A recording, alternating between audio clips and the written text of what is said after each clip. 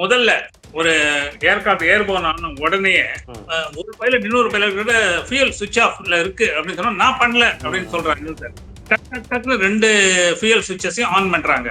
ஒன்னு ஃபுல்லா ஆன் ஆயிடுறது, இன்னொன்னு ஆன் ஆகிறதுக்குள்ள கிராஷ் நடந்துருது. நம்ம நார்மலா வீட்டுல அப்படி போயிட்டு ஆன் ஆஃப் அப்படி இருக்கும் இல்லையா, அந்த மாதிரி சுவிட்சஸ் எல்லாம் கிடையாது இது. நீங்க வந்து அப்படி தூக்கி அப்படி ஷிஃப்ட் பண்ற மாதிரி இருக்கும். ஆனா ஏர்கிராஃப்ட் ஆக்சிடென்ட் ஆகி அந்த டெப்ரில இருந்து எடுக்கும்போது அவங்க பார்த்தபோது சுவிட்ச் வந்து ஆன்ல தான் இருந்திருக்கிறது. ஓகே, இந்த மொத்த இன்சிடென்ட்டும் எவ்வளவு செகண்ட்ஸ்க்குள்ள நடந்திருக்கிறதா மென்ஷன் பண்ணிருக்காங்க சார்?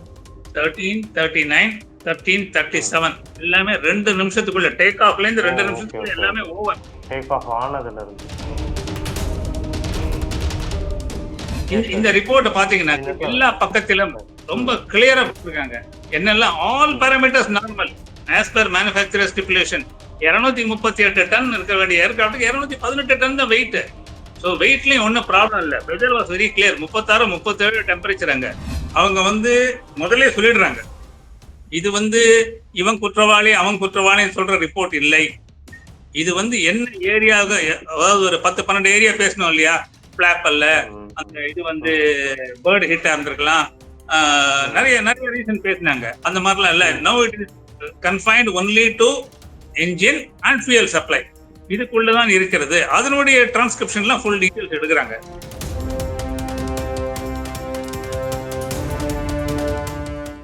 வணக்கம் சார்.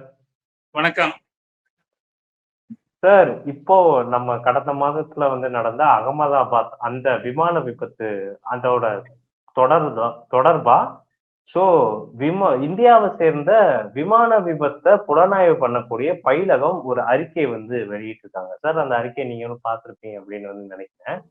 சோ இப்ப அவங்க வந்து என்ன சப்மிட் பண்ணிருக்காங்க வந்து அப்படின்னா, இந்த விமான விபத்து வந்து நடந்ததுக்கு ஃபியூவல் வந்து இன்ஜினுக்கு போகாம தடைப்பட்டதுதான் ஒரு காரணம். அதனாலதான் அது நடந்திருக்கு அப்படின்றத வந்து கன்ஃபார்ம் பண்ணிருக்காங்க.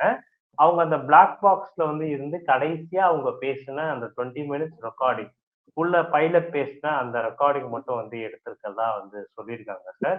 இந்த இன்வெஸ்டிகேஷன் ரிப்போர்ட்ல அந்த ஆக்சிடென்ட் சைட்ல பார்த்தபோது இந்த ஃபியூயல் 2 பொசிஷன் இருக்கு. ஒன்னு கட் ஆஃப், இன்னொன்னு புஷ், இன்னொன்னு இந்த புல் அந்த பொசிஷன்ல இருக்கு. both the switches were in full position. அது வந்து ஆக்சிடென்ட் ஆனதுக்கு அப்புறம் அடுத்தது. Okay okay sir. அதுக்கு முன்னால இந்த ரிப்போர்ட்டுடைய 15ஆம் பக்கம் அதை நீங்க பாத்தீங்கன்னாக்க அதுல போட்டிருக்கு, முதல்ல ஒரு ஏர்கிராஃப்ட் ஏர்போர்ன் ஆன உடனேயே ஒரு பைலட் இன்னொரு பைலட் கிட்ட ஃபியூயல் சுவிட்ச் ஆஃப்ல இருக்கு அப்படின்னு சொன்னா நான் பண்ணல அப்படின்னு சொல்றாங்க சார். டக் டக் டக்னு 2 ஃபியூயல் சுவிட்சஸையும் ஆன் பண்றாங்க. ஒன்னு ஃபுல்லா ஆன் ஆயிடுறது, இன்னொன்னு ஆன் ஆகிறதுக்குள்ள கிராஷ் நடந்துருது. ஆனால் ஏன் அது முதல்ல வந்து நீங்க வந்து ரெண்டுமே சுவிட்ச் ஆஃப் பொசிஷன்லயே டேக் ஆஃப் போதே இருந்ததுனாக்கா ஏர்கிராஃப்ட் டேக் ஆஃபே இருக்காது, ஏன்னா நகர்ந்தே இருக்காது. இதுல என்ன இருக்கு, முன்னாடியே இந்த மாதிரி ஒரு டிசைன் டெஃபிஷியன்சி வந்து ஏற்கனவே 2018 பேஜ் நம்பர் 6 பாத்தீங்கன்னா போயிங் கம்பெனி இந்த மாதிரி ஒரு இந்த ஃபியூயல் சுவிட்சஸ் வந்து ஆன்ல இருந்து ஆஃப் ஆகிறதுக்கு ஒரு டிஸ்என்கேஜ்மெண்ட் பேர். அந்த டிஸ்என்கேஜ் ஆகிறதுக்கு ஒரு வாய்ப்பு இருக்கு அப்படின்னு 2018 ஒரு சர்க்குலர் அமைச்சிருக்காங்க. அது என்னன்னாக்க அது இந்த ஏர் இந்தியால வந்து they are gone by the English, not by the spirit. Advisory தானே அப்படின்னு சொல்லிட்டு விட்டாங்க. அட்வைசரின்னா அறிவுரை, அதான் உங்களுடைய இதை பாத்துக்காங்கிறதானே, அதுதானே பார்க்கணும். அதை பார்க்காம அப்படியே விட்டுருக்காங்க. அது ரொம்ப கிளியரா எழுதியிருக்காங்க அந்த பேஜ் நம்பர் 6 பேரா நம்பர் 4ல. சோ இது this is the main cos. ஆனா ஏர்கிராஃப்ட் ஆக்சிடென்ட் ஆகி அந்த டெப்ரில இருந்து எடுக்கும்போது அவங்க பார்த்தபோது சுவிட்ச் வந்து ஆன்ல தான் இருந்திருக்கிறது. அதனால என்னன்னாக்க அந்த இதுல பிளைட் டேட்டா ரெக்கார்டர் முதல்ல ஆஃப்ல இருக்கு, அப்புறம் ஆன்ல வருதுங்கிற மாதிரி அந்த டயத்தோட காமிச்சிருக்காங்க. எத்தனை மைக்ரோ செகண்ட், பேஜ் நம்பர் 15ல பேஜ் நம்பர் 15ல கொடுத்துருக்காங்க.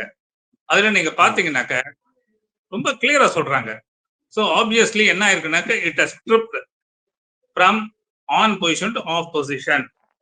அதை வந்து பைலட் வந்து என்னடா ஸ்பீடு ஏர்லைன்னு சொல்லிட்டு ஒருத்தர் இன்னொருத்தர் கேட்க அதை டக் டக்குன்னு இது கரெக்டிவ் பொசிஷன் எடுத்திருக்காங்க. ஒண்ணுல ஆன் ஆயிடுச்சு, இன்னொன்னு ஆன் ஆகிறதுக்குள்ள கிராஷ் ஆயிடுச்சு. டைம் இல்ல அவங்களுக்கு அந்த இடத்துல. இது ஆக்சுவலா வந்து எப்படி சார் அது வந்து புல் ஆஃப் வந்து ஆயிருக்கும்? ஏன்னா இந்த பைலட்டுமே அத பண்ணல அப்படின்றத வந்து பதிவு பண்ணியிருக்காங்க. இன்னொரு ஆமா, கோ ஆமா. பைலட்டுமே வந்து கேட்டிருக்காங்க அப்படின்ட்டு. பட் எதனால சார் அது வந்து தானாவே வந்து ஆயிருக்கும்? தானே ஆகிறதுக்கு வாய்ப்பு இருக்குன்னு பேஜ் நம்பர் 6ல 2018லயே okay sir. SAIB special airworthiness information bulletin hmm. Dated 17th December 2018 எல்லா ஆபரேட்டர்ஸ்க்கும் அமைச்சிருக்காங்க. போயிங் கம்பெனில இருந்து ஓகே, ஓகே. இந்த ஓகே, மாதிரி ஓகே. ஒரு வாய்ப்பு போயிங் இருக்கிறது. கம்பெனில இந்த இருந்து. மாதிரி எங்களுக்கு வந்து ம். சில இன்சூரன்ஸ் எல்லாம் எங்களுக்கு வந்திருக்கு. நீங்கள் அதனை ம். பார்க்கவும் அப்படின்னு அவன் எழுதியிருக்கான். ம். அதே வழியே ம். ரொம்ப கிளியரா எழுதுறாங்க. As per the information from Air India, the suggested inspections were not carried out ம். as the SAIB was advisory and not mandatory. ம். இது வந்து இது ஓவர் இங்கிலீஷ்னு பேரு. ம். நான் வந்து உங்ககிட்ட ரோடு கொஞ்சம் சரியா இல்ல, கொஞ்சம் பார்த்து வாங்கன்னு சொன்னேன்னா என்ன அர்த்தம்? முதல்ல இருந்தே நீங்க பார்த்து வரணும். ஆமா, ஆமா. அவர் ம். பார்த்தானே வரணும்னு சொல்லி நான் பாட்டு ஒரு 80 கிலோமீட்டர் ஸ்பீட்ல வந்துட்டு பிரேக் அடிக்க முடியாம விழுந்து மாறிட்டு அதுக்கப்புறம் அவர் வந்து என்கிட்ட சொல்லவே இல்லையே, எச்சரிக்கை பண்ணலையே அவர். அதுங்கன்னு அறிவுரையா தானே சொன்னார். இது வந்து கிராமரை நம்ம இங்கிலீஷ்ல விளையாடுறது. ம். ஒரு ஏதாவது ஒரு இந்த மாதிரி ஒரு பாசிபிலிட்டி இருக்கு, நீங்களே பார்த்திருப்பீங்களே. ஆஸ் பிக் அஸ் மாருதி உத்தியோகிலே இந்த சீரீஸ் ஆஃப் கார் இருக்கிறதுக்கெல்லாம் சம் கிளச் பிளேட்ல டெபிஷியன்சி இருக்கு. இந்த இந்த ஓனர்ஸ் எல்லாம் உடனே அந்த உங்க சர்வீஸ் சென்டருக்கு போங்க, நாங்க ஏற்கனவே நீங்க வாங்கின டீலருக்கு எல்லாம் சொல்லியிருக்கோம் அப்படின்னு சொல்லி ஒரு 6000 கார் ரிப்பேர் பண்ணி கொடுத்தாங்க அவங்களே. இந்த இடத்துல அது பண்ணல. அதனால this is one possibility of tripping. இப்போ ஸ்டார்டிங்லயே இத அவங்க வந்து இந்த கவனக்குறைவை வந்து சரி பண்ணியிருந்தாங்கன்னா இவ்வளவு பெரிய ஒரு இழப்பு வந்து நடந்திருக்காதுல்ல சார்? கிட்டத்தட்ட 2018லயே இத அனௌன்ஸ் பண்ணதான். கவனக்குறைவுன்னு இல்ல, இது என்ன பண்ணிருக்கணும்னா, இது நார்மலா என்ன ப்ரொசீஜர்னாக்க, இது வந்து இந்த மாதிரி ஒரு அட்வைசரி வந்த உடனே எல்லா பைலட்ஸுக்கும் ஒரு சர்க்குலர் இஷ்யூ பண்ணுவாங்க. இந்த மாதிரி ஒரு ஏற்கனவே சில கண்ட்ரில ரிப்போர்ட் ஆயிருக்கு, ஆனால் நீங்க பிளைட் ஆபரேட் பண்ணும்போது இதற்குள்ள ஒரு ஒரு கண்ணு வச்சுக்கோங்க, இந்த மாதிரி இருக்கிறது ஒரு வாய்ப்பு இருக்கிறது, இதுக்கு ஒரு சான்ஸ் இருக்கு அப்படின்னு அவங்க சொல்லியிருக்கணும். அப்பரண்ட்லி அது நடக்கல. அண்ட் ஆல்சோ இன்ஸ்பெக்ஷனே நடக்கலன்னு எழுதியிருக்காங்க ரிப்போர்ட்லயே. ஸோ அவங்க இன்ஸ்பெக்ஷனே வந்து நிச்சயமா நடக்கும். EAIB வந்து ஏர் இந்தியாவோட இன்ஜினியரிங் டிபார்ட்மெண்ட்ல கேட்டதுக்கு அப்புறம் தான் இது பண்ணிருப்பாங்க. சார் இப்போ ஃபிளைட் அப்ப எல்லா ஃபிளைட்டுமே வந்து டேக் ஆஃப் ஆகுறதுக்கு வந்து முன்னாடி எல்லாமே கரெக்டா இருக்கா அப்படின்ட்டு செக் பண்ணிட்டு தான் வந்து அதை பண்றது வந்து ப்ரொசீஜர் தான் ஆமா. வந்து பேசியிருப்போம். பட் இந்த சுவிட்சை பத்தி இவங்க ஸ்டார்டிங்லேயே வந்து செக் பண்ணிருக்க வந்து மாட்டாங்களா சார்? இந்த மாதிரி ஒரு பிரச்சனை இருக்குன்னு நீங்க இந்த இந்த தெரிஞ்சுக்கணும். இந்த ரிப்போர்ட் உங்ககிட்ட இருக்கு இல்லையா? Yes, sir. இந்த ரிப்போர்ட் பாத்தீங்கன்னா இந்த sir. எல்லா பக்கத்திலும் ம். எல்லா பக்கத்திலும் ரொம்ப ம். கிளியரா கொடுத்திருக்காங்க. என்னெல்லாம் all hmm. Parameters normal as per manufacturer stipulation. இது வந்து இந்த A171 நம்ம அகமதாபாத்ல இருந்து கிளம்புறதுக்கு முன்னால் நடக்கவில்லை. அதாவது அந்த ஓ, சமயத்துல நடக்கக்கூடியதுக்கு வாய்ப்பே இல்லை. அது நடந்த இது வந்த மாதிரி யாரோ பார்த்து அந்த ஸ்நாக் அட்டன் பண்ணாம அப்படியே விட்டாங்கன்றதுக்கு வாய்ப்பே இல்லைன்னு ரிப்போர்ட்லயே இருக்கு. எல்லா டீடைல்ஸ் எல்லா டேட்டாவும் அவங்க கிளியரா ஷீட் பை ஷீட் கொடுத்திருக்காங்க, including the weight of the aeroplane. 238 ton இருக்க வேண்டிய ஏர்கிராஃப்டுக்கு 218 டன் தான் வெயிட். ஸோ வெயிட்லயும் ஒன்றும் ப்ராப்ளம் இல்லை. Weather was very clear. 36 37 temperature அங்க. ஃபுல் லெங்த் அது ரன்வே எடுக்க போறேன்னு ஏடிசி இருக்க டிரான்ஸ்கிரிப்ஷன்ல இருக்கு. இந்த அவன் கான்வர்சேஷன் அதுலயே அந்த ரிப்போர்ட்லயே இருக்கு. ஸோ இது வந்து ஒரு கவனக்குறைவு இந்த பைலட்னாலயோ இல்லைன்னா இந்த சர்வீஸ் இன்ஜினியர்னாலோ இல்லை.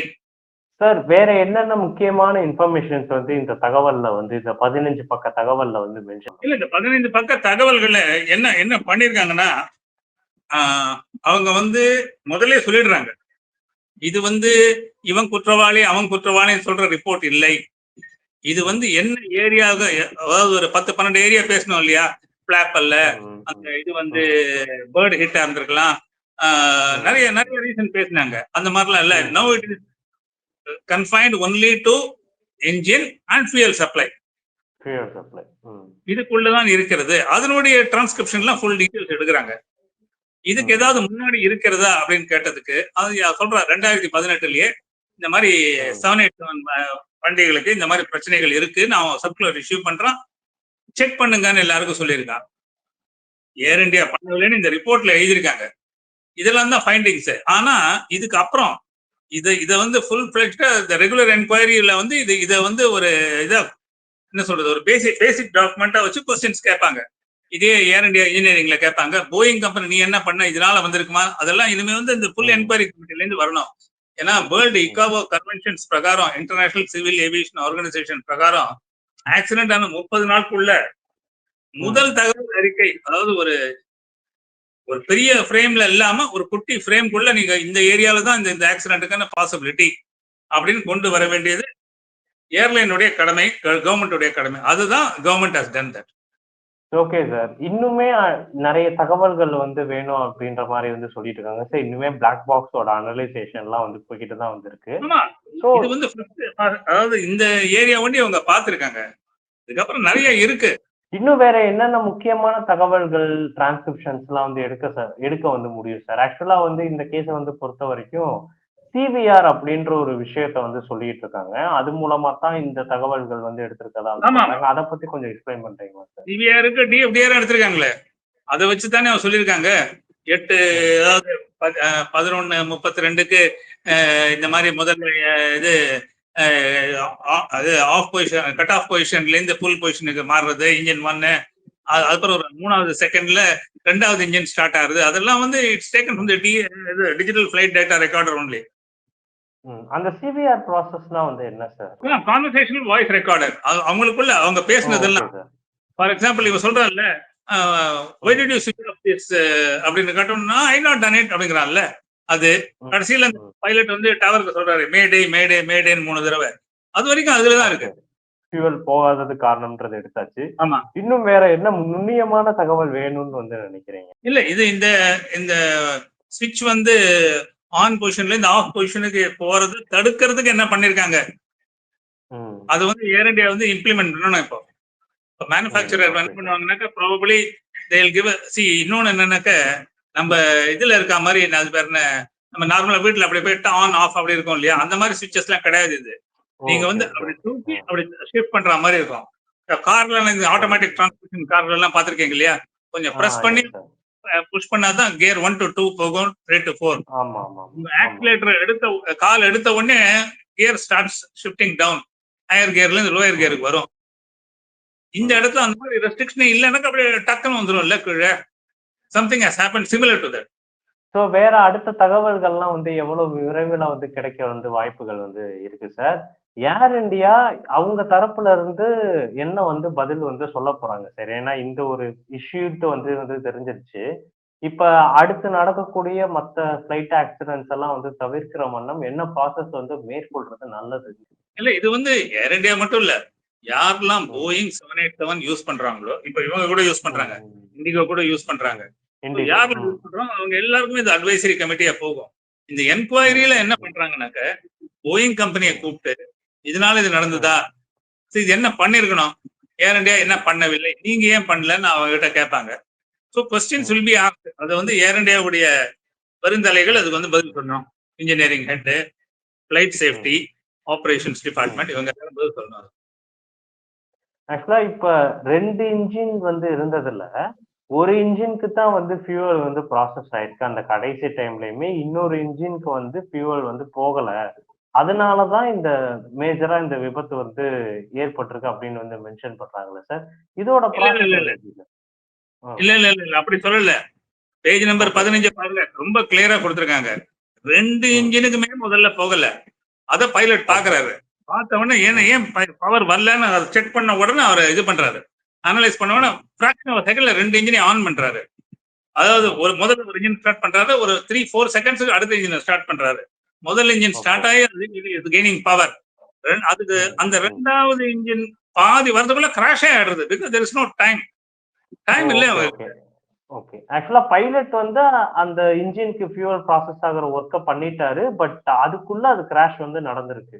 டைம் இல்ல, time was not available for them. Okay, இந்த மொத்த இன்சிடென்ட்டும் எவ்வளவு செகண்ட்ஸ்க்குள்ள நடந்திருக்கிறதா மென்ஷன் பண்ணிருக்காங்க சார்? 13:39, 13:37 எல்லாமே 2 நிமிஷத்துக்குள்ள. டேக் ஆஃப்ல இருந்து 2 நிமிஷத்துக்குள்ள எல்லாமே ஓவர். டேக் ஆஃப் ஆனதுல இருந்து வேற ஏதாவது முக்கியமான விஷயங்கள் இதுல மென்ஷன் ஆயிருக்கா சார் இந்த அறிக்கையில? இல்ல அடுத்து ஃபியூச்சரிஸ்டிக்கா என்ன பண்ணிருக்காங்க சார்? இல்ல இல்ல இல்ல அவங்க வந்து இந்த இது வந்து ஆக்சிடென்ட் இன்வெஸ்டிகேஷன்ங்கிறது இந்த ஆக்சிடென்ட்டை பொறுத்தது தான் அவங்க பண்ணுவாங்க. இதனுடைய ஃபைண்டிங்ஸ் எல்லாம் வச்சு மேஜர் என்கொயரி நடக்கிறது இல்லையா, அந்த என்கொயரியில சொல்லுவாங்க. அது வச்சு போயிங் கம்பெனிக்காரனோ ஏர்பஸ் கம்பெனிக்காரனோ தன்னுடைய ஃபிளீட் யாரெல்லாம் ஆப்ரேட் பண்றாங்களோ அவங்களுக்கு அட்வைசரி கொடுப்பாங்க, கரெக்ஷன்ஸ் கொடுப்பாங்க. ஒரு பார்ட்டே சேஞ்ச் பண்ணணும் அப்படிங்கிற மாதிரி நிலைமை வந்ததுனாக்க அதை வந்து ஃப்ரீயாவே மாத்தி கொடுப்பாங்க. ஃப்ரீயாவே அடுத்து பண்ணி கொடுப்பாங்க அடுத்து வரக்கூடிய மேனுஃபேக்சர். சார் தங்களோட தகவலுக்கு ரொம்ப வந்து நன்றி சார். இன்னும் விரைவா அடுத்த நாட்கள்ல இந்த புரியல சார். ஓ எஸ் தேங்க்யூ.